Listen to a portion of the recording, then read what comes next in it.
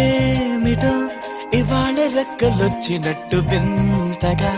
ఆకాశమంచు తాకుతున్న గుండెనే